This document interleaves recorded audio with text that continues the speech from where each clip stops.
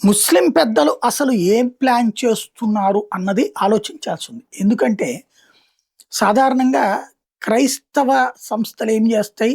మత మార్పిడులకి విద్యని, వైద్యాన్ని, స్వచ్ఛంద సేవని ఇట్లాంటి కారణాలు చెప్పి మనల్ని ఇదిగో నీకు అనారోగ్యం వచ్చింది. నువ్వు మా ప్రభువుని నమ్ముకుంటే నీకు మతం మారితే రోగాలు తగ్గిపోతాయి. లేదా నువ్వు పెళ్లి చేసుకోవాలంటే మా అమ్మాయిని చేసుకుంటే గనక నీకు బాగా చూసుకుంటది. లేదా నువ్వు స్వర్గానికి వస్తావు. ఇట్లాగా కన్విన్స్ చేయడం లేదా ఎడ్యుకేషన్ ద్వారా ఇట్లాంటివి జరుగుతా ఉంటాయి.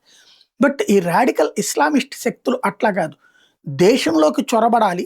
ఆ చొరబడి అక్కడ సంస్కృతిని నాశనం చేయాలి. అక్కడ ఉన్నటువంటి ఆడపిల్లల్ని పటాయించాలి. మగ పిల్లల్ని మతం మార్చాలి. ఈలోపు అక్కడ ఉన్నటువంటి మీడియా ద్వారా డెమోక్రటసీలో మీడియాని అడ్డం పెట్టుకుని మనం చేసే దౌర్జన్యాలను డౌన్ ప్లే చేసి అవతల వాళ్ళు మన మీద దౌర్జన్యం చేస్తున్నట్టు విక్టిమ్ కార్డు ప్రదర్శించాలి అనేటటువంటిది ఇండియాలో చేశారు. ఇప్పుడు స్పెయిన్‌లో చేస్తున్నారు, బ్రిటన్‌లో చేస్తున్నారు, కెనడాలో చేస్తున్నారు, ఆస్ట్రేలియాలో చేస్తున్నారు. క్రమంగా ఈ ముస్లిం మత పెద్దలు ప్రపంచవ్యాప్త తమ మత విస్తరణ కోసం వేస్తున్న ఈ ఎత్తులని సమాజం అర్థం చేసుకుంది కానీ పూర్తిగా ఇంకా చైతన్యం రాకపోవడమే ప్రమాదకరం.